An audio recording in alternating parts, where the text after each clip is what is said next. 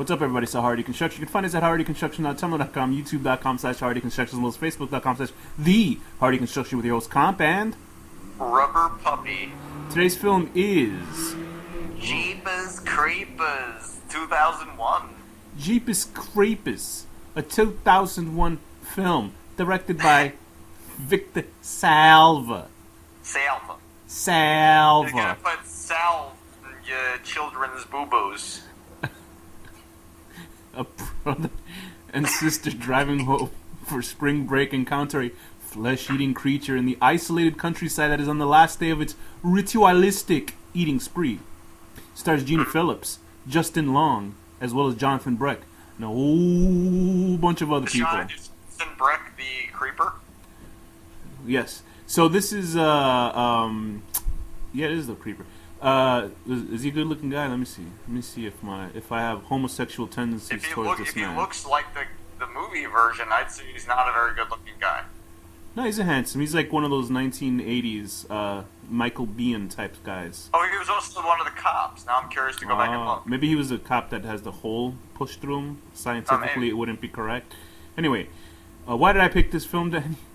This is our last... because Victor Salva... You find Victor Salva endlessly amusing. Yes, I find the exploits of that pedophile weirdo, Victor Salva, very funny. He's creepy, man. I mean, the picture of him, like, I'm looking at him right now, he looks like a pedophile. Like, he looks like one. Because he used to be... It's like, it's not cool that he's out. No, he's not. Like, he should be in jail. He's, it's so funny because you can... what's weird is that, it's a fickle thing being a director because you're this guy obviously has talent. I assume, like, because from this film alone, I remember watching this when it came out in 2001 in the theaters. I worked at a theater, so we saw it pretty much every day. And the film was very good. It had a good, like, audience reaction. And so, you know, it kind of gained this cult status for two reasons. Obviously, because the movie was sort of effective as a horror film, but also because Victor Salva was up to some shenanigans during Clown House, and it's followed him ever since. When he went into the production of what was it? Snow? No, not Snow. Powder. Excuse me. Snow was a Canadian rapper that sang Informer. So this film has its likers and dislikers. It is a good film. But if it wasn't associated with this guy, I'd say it's a great film. But this guy is a scumbag. It is. He is. I meant I said it is, but it's true. He isn't it. He hangs out in the sewers and he's luring young boys with paper boats. And he says, "And they all float down here, Bobby," whatever the kid's name is. Movie. So anyway, a lot of people online, like, whenever you go to his IMDb page, I remember I told this on the episode, the Clown House review episode, that they have Bud House starring Michael Jackson, Gorezone.net. That was a great joke.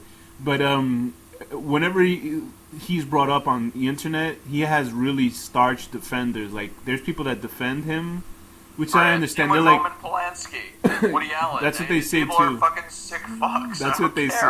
That's what they say. They're like, he served his time. He served his time. I think he got. So the problem with Victor Salva is that he on this. He went to jail for a year. Right. In the movie Clown House, the main kid that gets nude in the beginning of the film, which makes you when you know that he's a pederast weirdo, you watch that film under different, lenses. And apparently on the set of that film, he took the main kid, who has probably the greatest freak-out scene in the history of all cinema. Remember when the clown's trying to grab onto him and he runs out the circus? In the circus scene, yeah, right? Exactly. It was the greatest freak-out scene in film history. Anyway, he took that kid actor, and I think he blew the kid and was videotaping it. And he got caught. Victor Salva got caught, and I think they had him up for, I think, 3 years to go to jail, and he only served like 15 months, so like a year and 3 years is like nothing. I know. So, he ruined that kid's life. What a scumbag. And that kid came back to yell at him during the production of Powder and get his life together. Anyway, so you see a lot of people saying shit, either he's done his time. You know, just make sure it's about the art. So it makes you really wonder about people that do watch like Woody Allen films or Roman Polanski films. I could separate myself and say I like this movie. I'd watch a Woody Allen movie, but the guy himself is like a fucking scum. Yeah, yes. What was that? What was that thing on South Park? The Super Adventure Crew, those old men that are pedophiles, and they get some sort of. Oh no, you're thinking of Nambla. No, I know Nambla, but there was an episode where they killed off Chef from South Park, and yeah. That's the National Child Lover Association. No. It's a complete. No, I know what you're talking about. National North American Man Boy Love Association. There was an episode where they killed off Chef and they brought him back to life because he was part of a group of kid fuckers. Yeah, but he talks like all fucked up because that wasn't actually right. So they just cut together all these lines. And the whole episode was a parody of their own episode making fun of Scientology. It really was like fucking genius what they did with that episode. Anyway, I can speak about this endlessly. But Jeepers Creepers is a horror film that did come out in 2001, and I remember when I watched it back then, I was like, wow, this is like the greatest first half an hour of a film ever. Like, it's amazing. The first half an hour of the film is a short film in itself. Right. And it's like, I mean, it's really well done. It's effectively well done. It's like fantastically directed. And now watching it again, I'm like, wow, the whole movie is actually pretty entertaining. Yeah, this is a good movie. The movie's good. I mean, it's a good horror film. I mean, there's no question about it. There's no bones about it. Justin Long is so young in it. He is. That's probably why he got picked. He looks like he's like 15, but he's like 20-something, I think, actually. Justin Long is a good actor at being scared, you know, because you know how there was always a lot of these actors where they, for the most part, male actors in films don't act scared. They kind of just have a stupid look on their face. But Justin Long does a pretty convincing scared guy routine. The only other actor that I remember, I keep bringing up, I must have brought it up so many times in the show, is, oh, Jesus. Leslie Nielsen? No, he's great. Well, he was a good scare. He was pretty good. The guy from the Taken movies. Oh, Jesus. Qui-Gon Jinn. Oh, okay. Who the hell is Liam Neeson. Yeah, when he was in The Haunting, he did a scene where he was scared, but he's like a really good actor, so when you see him scared in the movie, it's like pretty good. But remember, that movie also had Luke Wilson or Owen Wilson get scared, and it wasn't as believable. So you really have to be a good actor to be scared. But Justin Long plays the older brother, or maybe he's the younger brother. You can't really tell the difference. Brother. He's the younger brother to the actress Gina Phillips, who looks like Laura San Giacomo. She's sort of this. She's a good actor too, and I don't really. She's hot. She is. She sort of has this eyebrow thing. You know, one of those sexy girls that has heavy eyebrows. That's why she reminds me of. I like heavy eyebrows. As a person with heavy eyebrows, I appreciate it. To make you understand why I just said Laura San Giacomo. Laura San Giacomo was the crazy woman in that Stephen King film, the one with Las Vegas at the end, where that giant magical hand throws the bomb down. What the fuck is it called? Yeah, remember the crazy woman that was pregnant, or she had a relationship with... Oh, yeah, I know. She's Nadine, yeah. Yeah, they sort of have a similar look, her and this actress in here. But Gina Phillips is a pretty good actor, but I don't think I've ever seen her in anything else besides this movie. And I don't know what... She might have been in the sequel, actually, as some sort of weird flashback for this film. I don't know anything about the sequel, but if he only comes once every 23 years for 23 days, I don't understand... I think unless it takes place like the next day or something. Yeah, I think the second film takes place like at the very, very last day of of his 23. He's what, 23 years? There's three movies, and she's coming back in the third one. Yeah, there was like rumors about back-to-back sequels because the next one is supposedly called Jeepers Creepers Cathedral. And I remember watching. I just showed a clip to Danny. If anybody hears, you know how usually you complain about sounds going on behind you. There is a big hissing noise of my heater going off, so I apologize to everybody in this episode. It sounds like we're doing this episode from a fucking submarine. But if you guys are interested in a little bit of the back play of this film, I'm pretty sure, and I don't know if it's stated or not, I haven't watched the director's commentary or anything, but there was a clip that I just showed Danny about this killer called Dennis Depew, who killed his wife.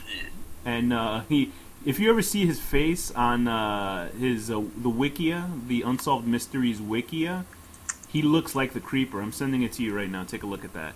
Okay. Dennis Depew was this guy who killed his wife, and he ended up. I'm looking at him right now. He looks. Doesn't he look like the fucking creeper? He's freaky looking. Yeah. He was driving in a van, and apparently, if you look on YouTube, it says Jeepers Creepers opening inspiration. You can find it online on YouTube. That's what it's called. The creeper to me looks like it reminded me of Storm of the Century. A little bit. Oh right, yeah. That kind of look, and also it reminded me of a creature from the Black Lagoon a little bit. I thought his design, as well as it was made, I thought it was kind of nondescript. It didn't really have anything that stuck out to me. Right. You know, because I mean, it's not sort of a character where it's like Freddy Krueger or Michael Myers, where it's instantly like, wow, that's a pretty interesting look. It's sort of just looks like a regular kind of monster. Like He did have like the predator claws around his face, though. Yeah, right. That's true. What happens in the first half hour of this film, Danny? Well, that would be the brother and sister, Dari and Trish, I guess they're going on a road trip back to their parents' house through the country, and that creeper guy is in a truck trying to run him off the road. Yeah, and it is scary. And that's why it's actually really scary. He's really crazy driving. I mean, as soon as when I was watching this, I was like, wow, this was like a Stephen King vibe. Like, it really felt like one of his older works, like something you'd read out of his book. Just some. Well, it could be like a desperation, like the way Tack tries to drive people off the road in the cop car. Or even Duel, which was a film. I think it was based. Wasn't it a Stephen King thing, or was that just Stephen King made that up? I've never heard of that. You never heard of Duel? Duel was this film that Stephen King directed. I'm not Stephen King. Steven Spielberg directed for TV. There's a big difference. Right. This machine just called me an asshole. And it's about this guy who cuts off, I think, a semi truck, and the guy in the semi just keeps chasing this guy all around, trying to run him off the road. So it's like that's what the whole film is about. Jeez. And this film is pretty effective in that first sequence where Dari. Yeah, it sounds like they call him Dari throughout the film, but it's spelled Barry. So Dari and Patricia, she's called Trish.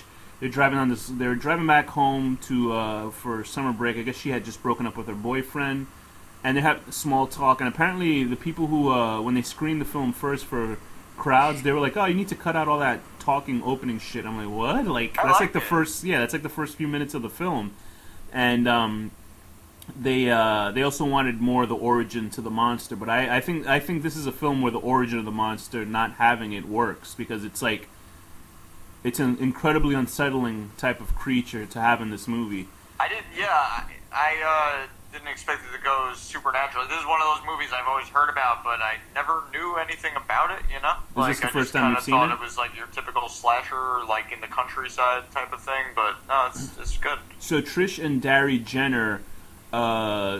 It's a pretty effective scene where you see the creeper's truck just come into frame from behind them, like as a little speck, and then just get closer and closer, and he tries to run him off the road, and it's just honking its horn. You would figure that the monster would be more, discreet about where he's driving around. Does he need a truck, though? I mean, he has bat wings. I guess. I don't know. I guess I don't know. He has different modes of transportation. I mean, the fact that he wears men's clothing, he's obviously getting people from areas around. And Dari and Trish are talking about a couple that disappeared 20 years earlier on that same stretch of road, or somewhere like 100 feet away from something like that. And eventually, the truck overrides them and goes past them, and they see the creeper dumping these sort of sheeted bodies down a tube next to a church. They should have just fucking run for it. That's what I think. Their mistake was going back and giving a shit about other humans. If anything, only care about yourself. If anything, Dari fucked it up for them because he was slowing down the car and looking out the fucking window, which let the creeper see them, and then he tries to run them off the road again. Had they just continued and left, then I don't think they would have been in this situation. Been fine. They have 23 days to dodge this thing. It's not going to follow them like all the way to their house. Yeah, it's the fact that Dari's clothes were smelled by the creeper. You know what I mean? Yeah, but even still, go on a fucking take a flight somewhere for 23 days, hide out in like Costa Rica or something, and then go back, and you're good for 23 years. Once every 23 years, go on a month-long vacation. But there's obviously something about, I guess they mention it later on, that the creeper smells something about you that it wants, and then it's like locked onto you and it wants you. It would That's smell all my dried cum on the inside of my pants. And very good. I'm sure that's what It Victor. would use that to dust for fingerprints. Sorry, whatever. Yeah. So Jeepers Creepers. It is a film that is sort of. It's nonstop, right? Like, I mean, it just never stops. It just always. What are these noises? Yeah, no, there's no downtime. It's not boring at all. No, it's not. And I think the whole way through, it's an actually pretty inventive and creepy thing. There's sort of, and the reason why I also say it's sort of a Stephen King book, sort of Stephen King story, is that there's a woman played by Patricia Belcher who plays. What kind of name is that? Belcher? I don't know. Like belching, like burping. Although she does look like she'd belch a lot, right? That actress. She plays. She's the psychic. Okay. She plays Giselle. Yeah, she probably farts a lot. I know that. She plays Giselle Gay Hartman. I don't understand why they named the whole character that, but whatever. That's probably why Victor casted her. Anyway, Patricia Belcher, she's one of those actresses you see her in 100 million things where you can't like knock down where you saw her from, but you just do recognize her. She's sort of she's playing a psychic character, right? She's a psychic. She's a good actress. She's very good. All the actors in this film are pretty good. I mean, some of it is like the only thing where I thought there was a lapse in acting was when the cop, when the cop walks into the jail cell and he's staring at a humanoid creature with wings eating a person, and he's like waiting 10 seconds looking at it. Well, what would you do? You think I'd have ran out of there. I'd be horrified. I know, but I would run. He's just saying. He might be frozen in spot though. I gotta say, this has one of the worst practical effects I've ever seen in a movie. Is when Dary's like, he has his sister Trish holding onto his legs while he's looking down the tube that the creeper was throwing the bodies down, and he's looking around. And he's with his little flashlight, and then a rat scares him, and like he overreacts like horrendously, like if the rats had like fucking switchblades on him or something.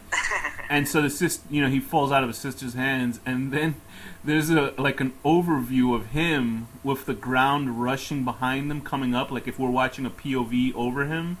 And right. But it's like obviously he was standing in place, and then they rushed a wall back to him, so it looked like he was falling. It actually didn't strike me as that bad. I remember watching that and laughing so hard at how bad that looked, because they were like, listen, they were probably telling the actor, they were like, listen, just look scared, and then he just has this completely stupid look on his face while he's falling down.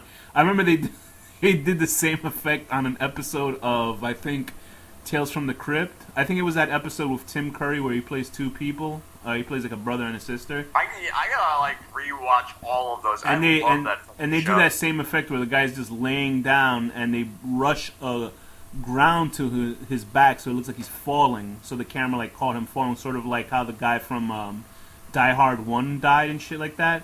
But it's so bad. Hans Gruber. Yeah. But it's like such a cheap effect. Like the Hans Gruber looks awesome. But anyway, so Derry, when he goes down this tube, he finds a body wrapped up, and what does he find inside that bag? A very dying-looking man whose chest has been cut open and sewn back shut. Yeah, I guess he took his heart, but why would he keep? How would he stay alive? No, I think he maybe took his lungs or something, or he maybe took one lung. You'd be dead if your lungs were removed. He took one lung, but his face is all blue. He's obviously dying. I got to say why Justin Long is a good actor at being scared, because he, at the end of Drag Me to Hell, remember how shitting his pants he looked as his girlfriend was actually dragged to hell? Like, that was really good. I didn't remember him in that movie, but he's good in that. He's a good actor, and so basically, what does he find inside that layer of that under that tube next to the church? Oh, like a really nice home decoration. Of. I would decorate my home like that if I was some kind of murderer, of just all the dead bodies over the years. But I wonder now, because he says those are petrified. So is this just many years worth of bodies I think that have been I think he put him in some sort of solvent or some shit. the guy's got 23 days once every 23 years to do all of that. So he must have been around for so long. It was so funny, watching the end of this. This is probably what reminded me of, because at the very end he's stitching something up. What is he? He cuts off Dary's skin, and like makes a suit out of it or something. Like at the end of it, I thought, oh, he's gonna put on the kid's body, but I guess that's because I forgot it wasn't once every 23 years. But it reminded me of was it Insidious with that fucking monster in his workroom? Oh yeah. You know, like I remember that's probably what. Didn't like that guy though. I didn't, but I'm saying that's what it reminded me of. I was like watching this, like, oh yeah, that fucking workroom, a monster sitting around working on stuff. He's a monster. He should be. That. So anyway, the whole film is just basically Darry and Trish running scared from this creeper character, and they give us enough nice cues that the psychic woman tells us, or tells him, you know, watch out for the cats. Whenever you hear Jeepers Creepers, they hear a pretty crappy version of Jeepers Creepers, like an 80s version of the song. I swear to God, the song, the music in that Jeepers Creepers version was from a Susie and the Banshees song. You think so? Yeah, it sounded like a crappy. No, like it sounded really, really familiar. It was definitely like an 80s. Maybe. It was an 80s like synthy version. It's possible that they sampled it. I thought they just made it for the film. I don't know. I thought they made it for the film itself, but I could be wrong. They run into this cat lady, and that's a pretty effective scene where she's kind of just all in silhouette, and she tries to kill the creeper. I remember the audience going crazy when they watched this. They loved it a lot, especially the last scene where you see Darry's body with no eyeballs.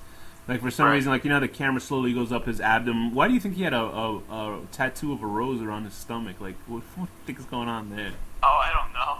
You think it was like it was just a specific thing for them to identify was it with target, the psychic on the phone. Target practice? Oh, it was Peekaboo by Susie and the Banshees. Okay, oh, so was it? I was not wrong. Yeah, okay. Okay, so that's why it was such a goofy. I just don't remember the lyrics about Jeepers Creepers in there, but okay. It all ends at a pretty effective assault on a police precinct, and these cops trying to confront the creature at the end. It's relatively, for the most part, the blood is not as, it's not super gory film. Yeah, there's not too much gore, as much violence as there is. These cops suck, man. I mean, what are these?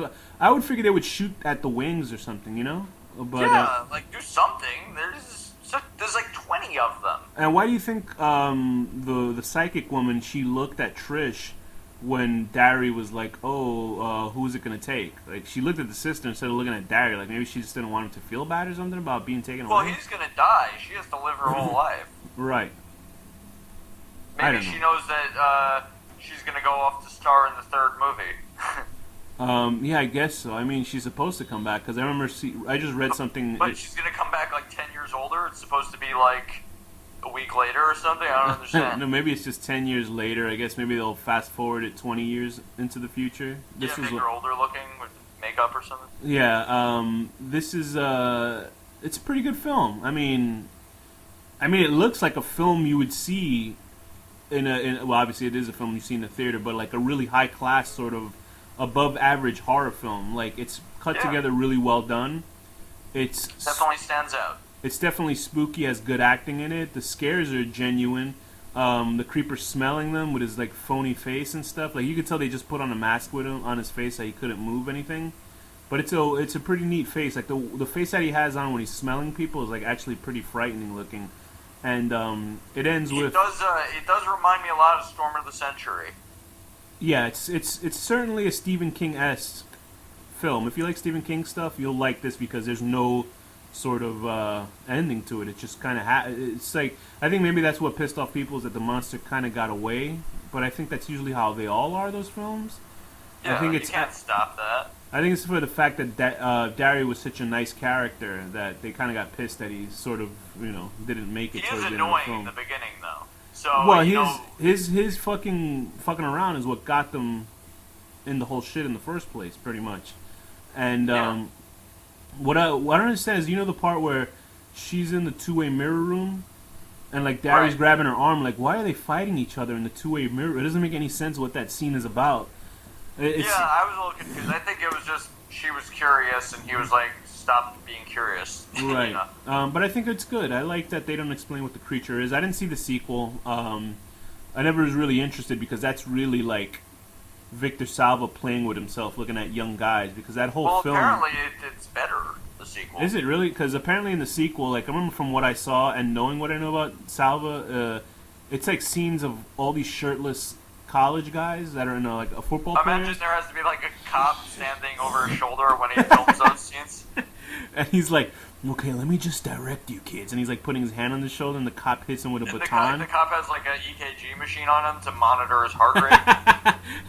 And Victor Salva has numerous amounts of tape on his genitals towards his leg. To make sure that they don't get erect. I like the movie. I mean, I don't know what to say. I mean, the reason why I didn't watch the second one because it just sort of looked like a retread of this one. But this one's pretty good, and it shows a lot of young men taking pisses together in the sequel. So you know what's going on in that one. Yeah. I think it works. It works as a horror film.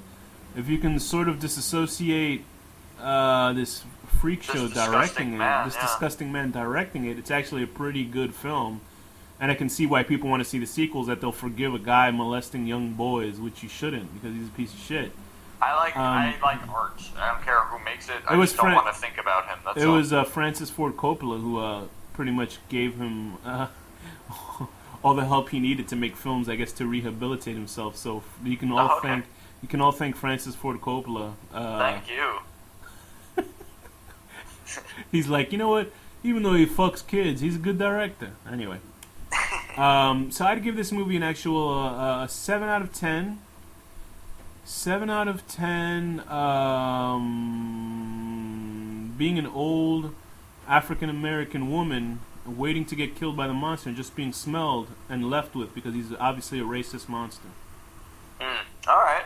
I'm going to give this an 8 out of 10.